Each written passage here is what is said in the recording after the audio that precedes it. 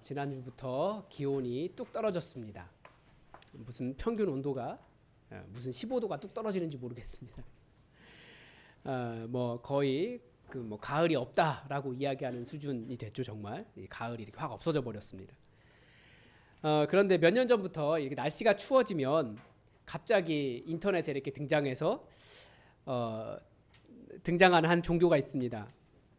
날씨가 추워지면 이 종교의 신도수가 확 늘어난다고 하는 어떤 우스개의 이야기입니다. 한 30년 전부터 우리나라에 나타난 신흥 종교입니다. 이불교라고 합니다. 이 이불교는 성경을 들고 이불 속으로 들어가서 하루에 1시간씩 기도하면 병이 치유되고 소원이 성취된다라고 하는 기독교 계열의 신흥 종교입니다.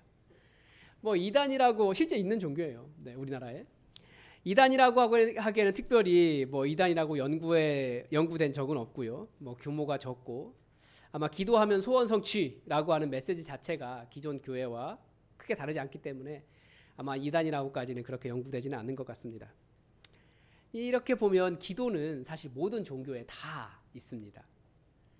고등학교 시절에 같이 살던 하숙집에서 같이 살던 후배가 전국 불교 어쩌고저쩌고 하는 그런 단체에 아주 굉장한 임원이었습니다. 그래서 그 친구가 저한테 같은 전 미션 스쿨이었는데 저는 기독학생회 회장이었고 그 친구는 나름 전국 불교의 무슨 학생회 회장이었기 그 정도였기 때문에 불교가 진짜다라고 막 이렇게 주장하기 위해서 자기들도 기도를 한다는 거예요. 근데 불교 기도할 때 이렇게 고대 언어로 막 기도를 한다는 거예요. 그러니까 불교에도 방언이 있는 거죠. 저 대학 시절에 살던 자취방 앞에 안식교회가 있었는데 거기도 밤만 되면 그 안식교회 성도들이 그렇게 모여서 기도를 하는데 그 지하 작은 창문에서 소리가 들리는데 방언으로 기도를 그렇게 열심히 했습니다. 그러니까 모든 종교에는 기도가 있고 기도에는 신비한 어떤 현상이 있는 거예요. 그렇다면 이렇게 다른 종교의 기도와 기독교에는 어떤 차이가 있을까요? 어떤 차이가 있냐면 가장 큰 차이는 기도의 근거예요. 그리고 또 하나는 인격성이라고 하죠. 이 우리나라도 그렇기는 하지만 동남아 같은 경우에는 어떤 존재가 신이 됩니까? 자기들이 생각하기에 경외감이 드는 존재를 신성시하고 신으로 삼아요. 그래서 어디 다큐멘터리 같은 거 보니까 쥐를 신으로 삼고 있는 동네도 있더라고요. 그래서 거대한 돌로 쥐 형상을 만들어 놓고 거기다 금칠하고 거기다가 쥐가 좋아하는 것 던져주고 그럼 쥐가 바글바글 모여 있고요. 또 때로는 어떤 곳은 원숭이를 신으로 섬기기도 합니다. 그래서 원숭이 좋아하는 바나나 이렇게 놔두고 신이라고 막 그 앞에 가서 절하고 소를 신으로 섬기기도 하죠. 우리가 잘 아는 대로 인도 같은 경우에 소가 왕이에요. 이렇게 길거리 다니고 있으면 차가 멈춰서 소가 가는 것을 기다립니다. 쥐나 원숭이나 송아지 형상 만들어 놓고 그 앞에 절하면서 기도를 합니다. 또 번개를 두려워하는 사람들이 있죠. 그러면 번개를 신으로 섬기며 자신의 두려움을 번개에 투영을 합니다. 그게 요즘 뜨고 있는 스칸디나비아 지방의 신인 토르, 번개 신 아닙니까? 우리나라는 전통적으로 어디에 신이 있다고 그랬냐면 장독대가 신이었습니다. 왜냐하면 그 장이 굉장히 중요했잖아요. 남이 못 가져가게 하도록. 다른 종교들의 그런 기도와 우리 기독교의 기도가 같은 모습인 것처럼 보이지만 이 신이라고 하는 존재에 있어서 매우 큰 차이가 있어요.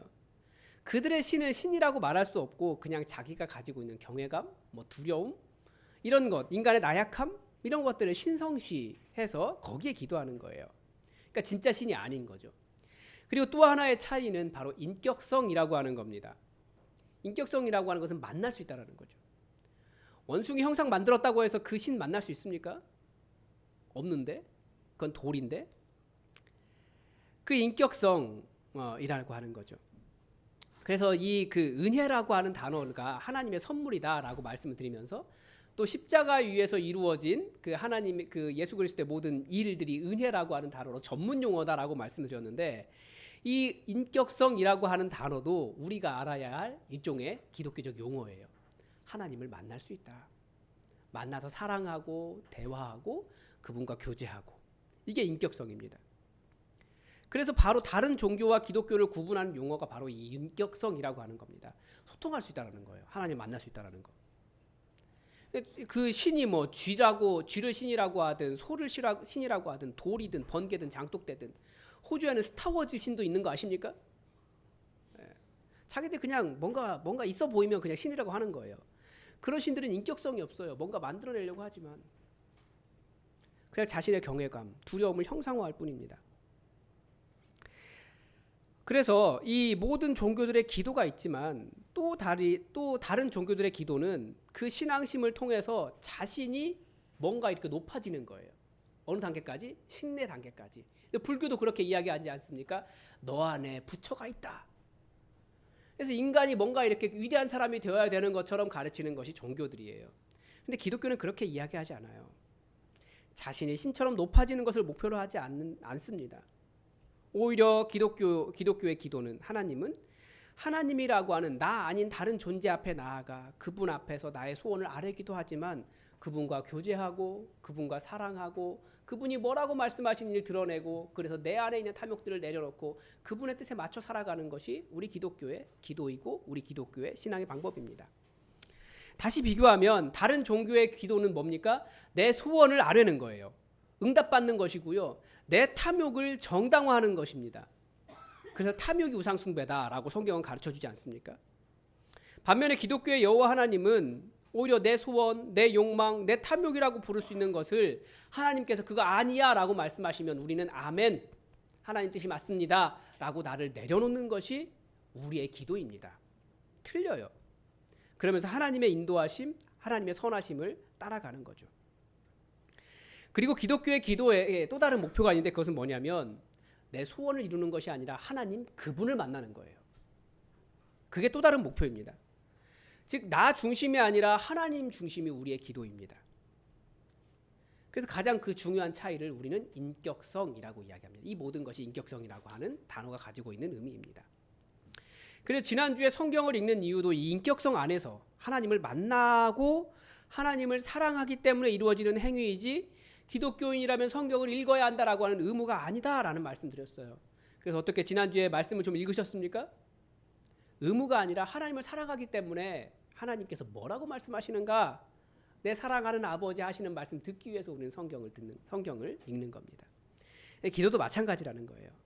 우리의 기도도 하나님을 사랑해서 하나님을 만나고 하나님의 음성을 듣고 또 나의 탐욕을 내려놓고 하나님을 하나님으로 인정하고 하나님을 만나는 인격성이 빠지면 이 다른 우상 숭배의 기도와 전혀 다를 바가 없어진다라고 하는 것을 주의해야 됩니다.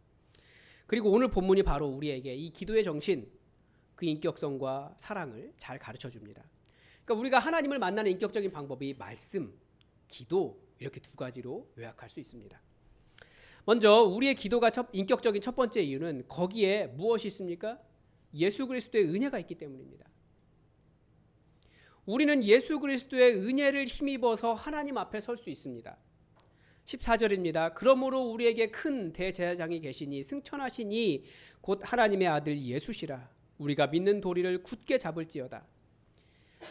요즘 새벽기도 시간에 출애굽기 말씀을 보고 있습니다.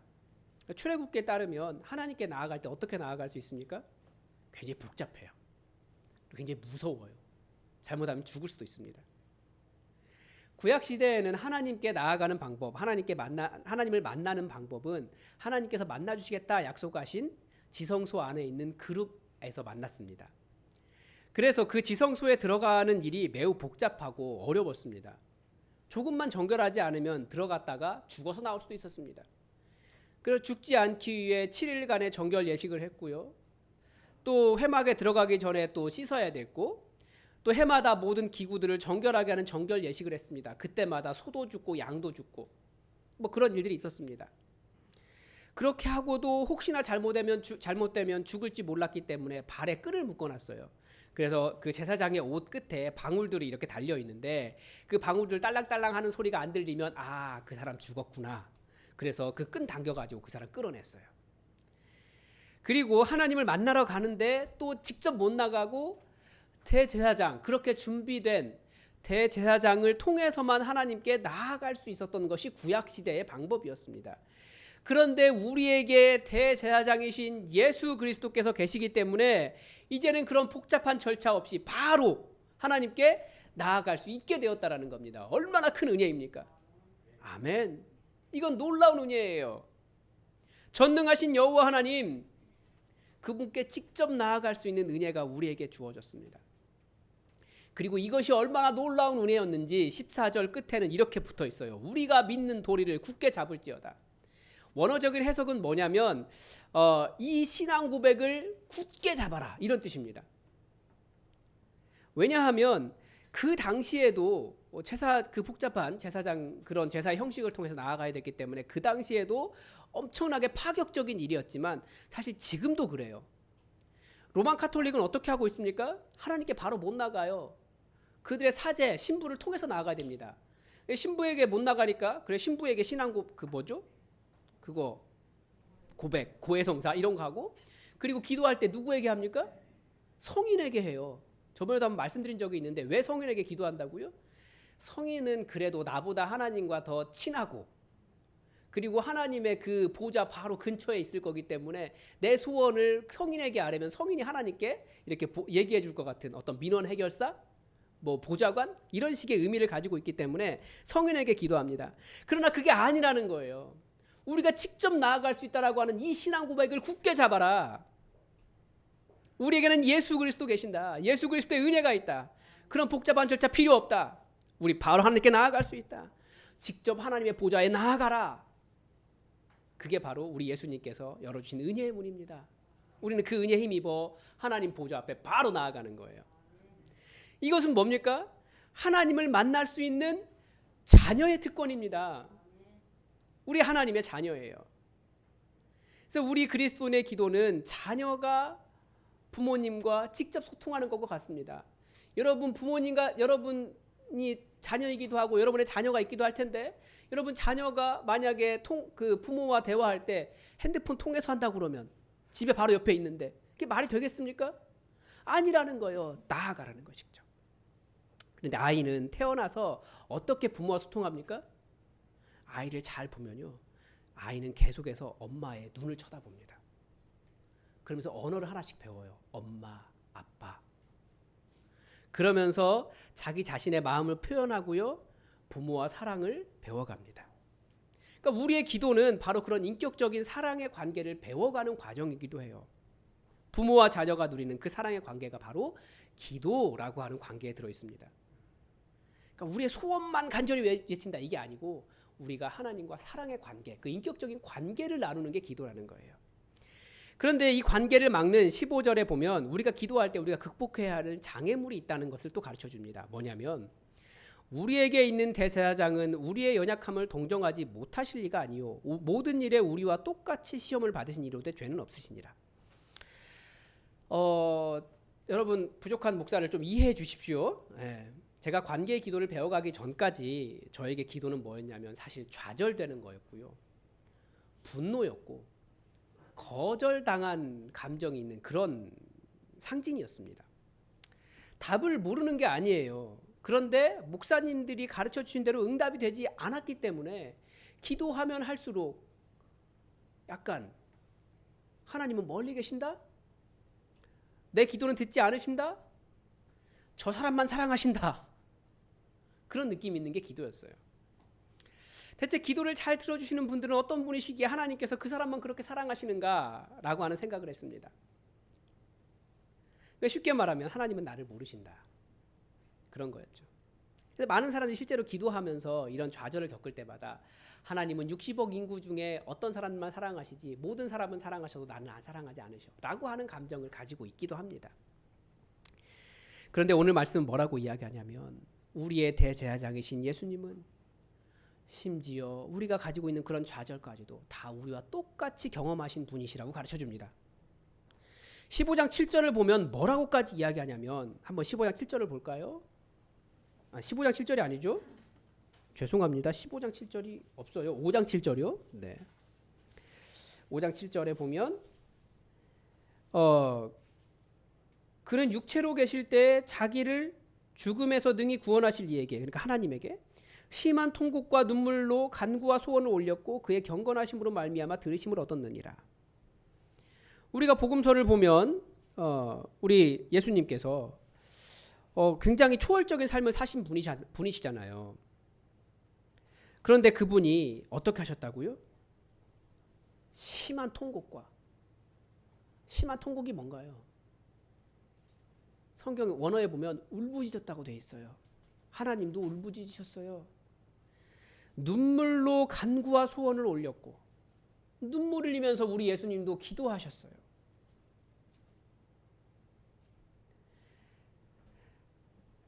우리 예수님도 하나님께 기도할 때 그렇게 간절하게 소리 지르면서 그렇게 눈물로 간구와 소원을 올려드렸습니다. 그런데 더 중요한 게 뒤에 나오는 거예요. 그의 경건하심으로 말미암아 들으심을 얻었느니라. 하나님께서 들어주셨는데 어떻게 해요? 경건하심으로 말미암아. 이 경건이라고 하는 단어가 굉장히 번역이 어려운 단어입니다. 이 경건이라는 단어는 원래 번역한 건 유교 용어입니다. 그리고 지금 여기서 경건이라고 번역된 단어는 성경 다른 곳에는 나오지 않고 히브리서에서만 2번 나옵니다. 다른 곳에 경건이라고 번역된 단어는 다른 단어예요. 그런데 우리 성경을 100년 전에 번역하셨던 한학자들께서 이 경건이라고 한 단어, 유교의 어느 경전 구석에 있던 그런 단어인데 어떤 뜻이냐면 항상 조심하고 떠들지 않고 몸가짐을 바르게 하는 그 얌전한 그런 의미가 경건이라는 단어입니다. 근데 여기서 번역된 경건이라고 하는 단어 헬라어 사전을 찾아보면 뭐라고 되어 있냐면 하나님을 두려워함이라고 되어 있습니다. 이게 뭘까요? 그러니까 우리 예수님께서 간절히 기도하셨는데 예수님이 받으신 응답은 무엇이었냐면 이 경건, 하나님을 두려워함 이거였다라는 거예요. 어떤 분이 이걸 이렇게 설명하시더라고요. 저는 잘 모르겠습니다. 그런데 여러분 회사 다니시는 분들은 아마 아실 거예요. 엘리베이터에 직원들이 다 이제 출근할 때 탔어요. 그럼 막 이렇게 시끌시끌 떠들고 있죠. 근데 막상 거기에 회장님이 갑자기 물 딱 열려 회장님 딱 탔어요. 그럼 일순간 어떤 일이 생길까요? 막 이야기하고 떠드는 사람들이 갑자기 조용해질 거예요. 굉장히 엄숙해지죠. 왜냐하면 그 회장이라고 하는 존재 자체가 주는 위험이 있기 때문에 그렇습니다. 그런데 우리 예수님께서 그렇게 간절히 기도하시면서 결국 받으신 응답은 무엇입니까? 그 두려우신 하나님, 그분의 임재였다라는 거예요. 그 하나님의 임재, 그 하나님의 그 두려우신 그 엄숙함, 그것이 기도의 응답이었다는 겁니다. 그래서 잘 보면 예수님의 기도는 우리의 소원을 올려드리기 위한 기도가 아니라 하나님을 만나는 것이고 하나님의 뜻에 나를 복종시키는 것이고 하나님의 크신 위엄을 만나는 그것이 예수님의 기도였습니다. 예수님께서 십자가 위에서 왜 엘리 엘리 라마 사박다니 왜 그렇게 울부짖으셨습니까? 그 십자가의 죽음과 함께 예수님의 십자가의 죽음과 함께 하나님과의 교제가 끊어졌거든요. 그래서 그런 이야기 하잖아요. 하나님도 그때 십자가에 못 박히셨다고. 말이 안 되는 거지만 이렇게 표현을 그렇게 하는 겁니다. 그러니까 예수님은 왜 우셨냐면 예수님은 왜 간구하셨냐면 예수님은 왜 눈물을 흘리셨냐면 하나님을 만나고 싶어서 하나님과의 교제가 끊어지면 그것이 가장 큰 아픔이기 때문에 그래서 예수님은 기도하신 겁니다. 우리의 두려움은 무엇일까요? 하나님과의 관계가 끊어지는 거예요. 그것 때문에 기도하신 겁니다. 그래서 그 관계가 이어졌기 때문에 8절에서는 뭐라고까지 이야기하냐면 그가 아들이시면서도 받으신 고난으로 순종함을 배워서 온전하게 되셨은즉 자기에게 순종하는 모든 자에게 영원한 구원의 근원이 되셨다라고 이야기합니다. 하나님을 만나는 것, 그것이 우리의 가장 최고의 유일한 기도 제목입니다. 내 소원을 아뢰는 것이 아니라 하나님의 뜻에 순종하는 것을 배우는 겁니다. 그분을 만났기 때문에. 그것이 십자가의 고난이라고 할지라도 그것이 하나님의 뜻이라면 하나님의 뜻을 이루기 위한 순종을 배우셨다라는 뜻입니다. 물론 기도에는 응답이 있습니다. 여러분 기도하십시오. 응답이 있습니다. 그런데 우리가 해야 할 기도의 최종 목표가 무엇인지 가르쳐줘요.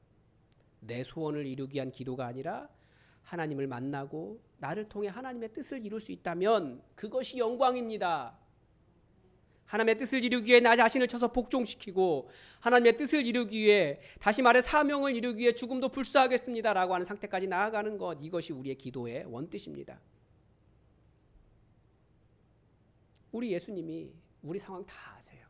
그분은 하늘 보좌를 버리시고 이 땅에 오셨거든요. 다른 많은 종교들은 신이 인간의 마음과 상황을 잘 모릅니다. 왜냐하면 존재하지 않으니까. 그리고 있어도 결국 자기가 신이 되어야 되기 때문에 왜 그렇게 초월하지 못하느냐, 왜 그 문제를 뛰어넘지 못하느냐 야단을 치지 같이 울어주는 신은 아니에요. 그러나 우리 주님은 다릅니다. 우리 주님은 우리의 연약함을 동일하게 경험하시고 인간이 그 하나님과 관계가 끊어져 있어서 가지고 있는 그 엄청난 비극을 다 아시는 분이세요. 그래서 누구보다 더 비참하게 더 깊이 울어주셨습니다. 그래서 이 사실을 알고 난 다음에 저의 기도는 바뀌었어요. 기도의 제목이 무엇이었을까요? 오히려 하나님의 마음을 아는, 사랑을 아는 그런 관계를 위한 기도가 되었습니다. 그래서 제가 시편의 탄식시를 이렇게 요약했어요. 탄원의 이유가 찬양의 근거가 된다. 못 적으셨으면 제 카톡 프로필을 보십시오. 그 문제 때문에 나는 탄식하며 기도의 자리로 나갔는데 오히려 그 가운데 계시는 하나님의 사랑을 알고 하나님을 만나고 하나님을 찬양하게 되었다라는 겁니다. 여러분, 이것은 기도하는 사람만 알 수 있어요. 그래서 16절에는 우리에게 뭐라고 명령합니까? 그러므로 우리에게는 예수 그리스도의 은혜가 있고 그리고 그 간절한 기도를 통해서 하나님을 만날 수 있으므로 어떻게 하라고요? 그러므로 긍휼하심을 받고 때를 따라 돕는 은혜를 얻기 위하여 은혜의 보좌 앞에 담대히 나아갈 것이니라. 극심한 고난 가운데 계신 분들에게 이런 구절이 어떤 의미로 다가올 줄 압니다. 제가 앞에서 말씀드린 것처럼 너무나 좌절이 크기 때문에 정말 그러냐고 원망과 분노가 더 클지 모르겠습니다. 그러나 그래도 나아가셔야 돼요. 왜냐하면 우리가 삶에서 가질 수 있는 은혜는 어디에 있습니까? 우리 하나님의 보좌 앞에만 있어요. 우리 하나님의 보좌는 은혜의 보좌입니다. 두려움의 보좌도 아니고요. 우리 삶의 무심한 보좌도 아닙니다. 은혜의 보좌입니다. 우리에게 나아오라 나아오라 말씀하시는 사랑의 보좌입니다. 여기에 나오면 살 수 있다라고 말하는 생명의 보좌입니다. 거기가 은혜의 보좌예요. 우리 삶의 좌절이 크다고 할지라도 여전히 우리에게 진정한 도움을 줄 수 있는 곳은 바로 우리에게 은혜 베푸시기를 기뻐하시는 자비로우신 하나님이시지 돌덩이나 번개나 돈이나 달이나 별똥별이나 이런 것 아닙니다. 그래서 오늘 본문은 우리에게 우리 그 은혜의 보좌 앞에 담대히 나아가자라고 말하고 있습니다. 그리고 은혜의 보좌 앞에 나아가는 사람들만 하나님이 주시는 그 때를 따라 돕는, 내가 구하지 않았는데도 우리가 기도한 것보다 구하는 것보다 더욱더 풍성하게 해주시는 그 때를 따라 돕는 은혜를 경험할 수 있습니다. 누가요? 그 은혜의 보좌 앞에 나아간 사람들만. 하나님을 경외함으로 하나님 앞에 서면 비록 내 상황은 항상 고난인 것 같은데 계속해서 그때그때 살게 해주시는 그때그때 은혜가 있습니다. 고난 속에서 눈물의 기도를 드리면 하나님을 사랑하고 하나님께 순종하는 법을 배워가면서 이것이 하나님께서 주시는 은혜구나 라고 하는 것을 깨달을 수 있습니다. 누구만? 기도하는 사람들만. 그 은혜의 보좌 앞에 나온 사람들만 그 때를 따라 돕는 은혜를 경험합니다. 여러분, 사도 바울에게 그것은 무엇이었을까요? 사도 바울은 옥에 갇혔는데 오히려 복음 전할 기회를 얻었다고 더 기뻐하며 찬양했습니다. 왜냐하면 옥에 갇히면 같이 이야기하면서 그 사람 어디도 못 가거든요. 그래서 복음 전할 수 있게 되었다고 더 기뻐했어요. 우리 교회는 어떤 은혜가 있었을까요? 저는 이 교회가 세워진 것이 하나님의 은혜라는 것을 압니다. 이것이 주님의 보좌에 나아갔기 때문에 나오는 일이에요. 제 이야기 하겠습니다. 정말 많은 이야기가 있어요. 그냥 너무나 개인적인 이야기이기 때문에 다 말씀드리지는 못하는데, 근데 최근에는 이런 것이 있습니다. 여러분 아시는 대로 제가 당뇨가 있습니다. 새벽마다 당뇨병을 고쳐달라고 저는 기도합니다. 그러니까 10년 이상 지금 당뇨병 고쳐달라고 기도하고 있는 거예요. 텐텐텐 하면서도 하나님 앞에 나아갈 때마다 항상 빼놓지 않고 당뇨 고쳐달라고 기도합니다. 물론 아직 당뇨병이 낫진 않았습니다. 네. 그런데 당뇨병 때문에 저는 무엇을 했냐면 보니까 계속 하나님께 나아가고 있더라고요.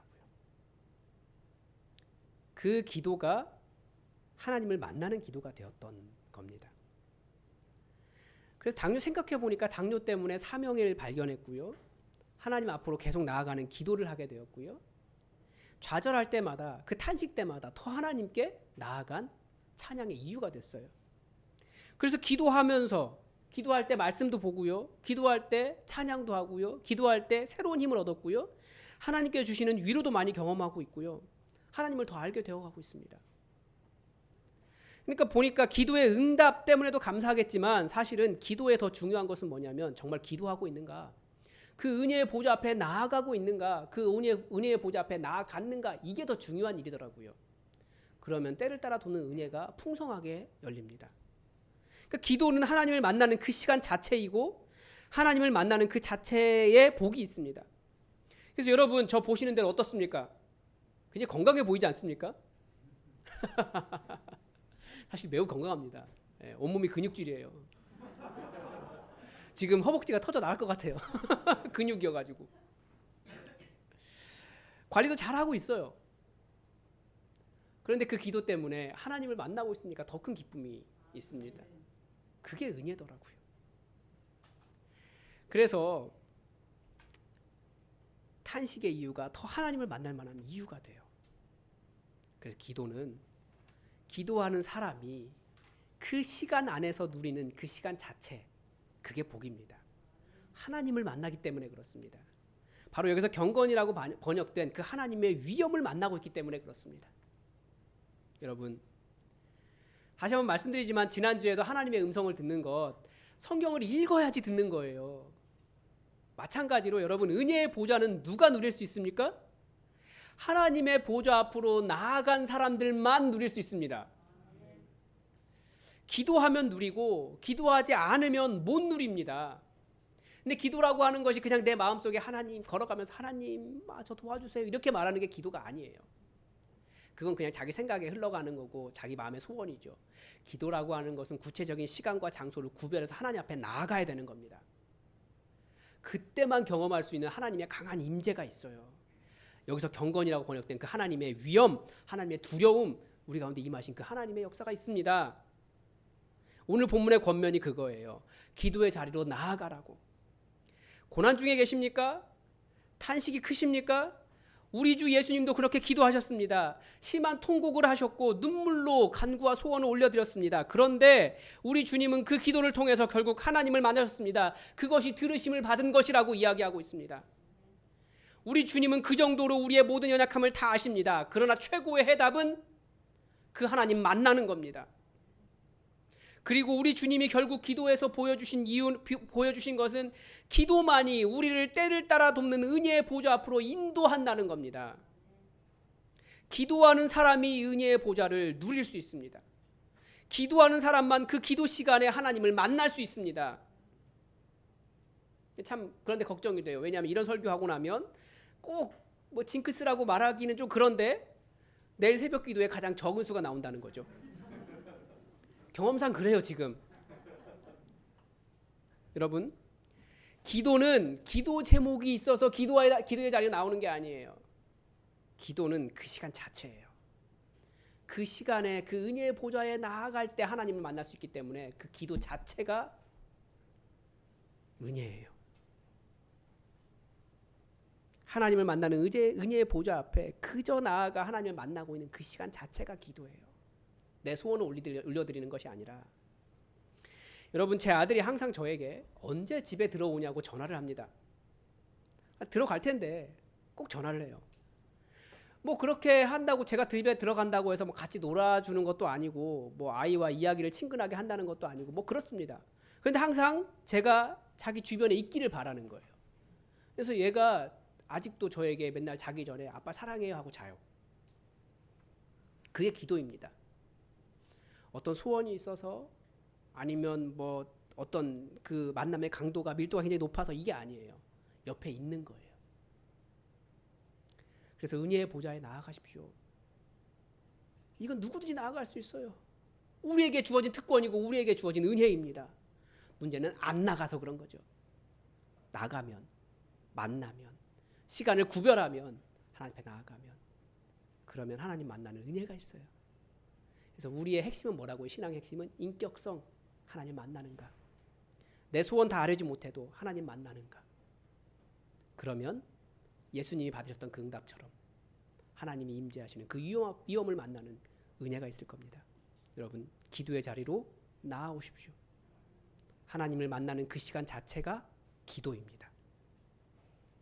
기도하겠습니다. 하나님, 우리에게 삶에 여러 가지 많은 기도 제목이 있고 또 하나님께서 응답해 주시기를 바라는 것이 있으나 하나님, 우리가 다른 종교처럼 그렇게 기도하는 것이 아니라 우리는 하나님을 만나기 원합니다. 오늘 이 말씀의 권면 은혜의 보좌 앞으로 우리가 나아가게 하옵소서. 구체적인 시간과 장소를 구별하여 하나님 만나러 나아가게 하시고 예수님께서 그렇게 울면서 하나님과의 관계를 위해서 기도했듯이 우리도 울면서 하나님 만나기를 원할 때에 결국 우리를 만나주시고 그 시간 자체가, 그 기도의 시간 자체가 행복한 시간 되도록 역사하시고 은혜 베풀어 주시옵소서. 너무나 감사드리며 우리를 이 은혜로 인도하여 주심을 인하여 감사드리며 예수 그리스도의 이름으로 기도드립니다. 아멘. 우리 다 함께 찬송가 280장으로 감사의 찬양 드리겠습니다.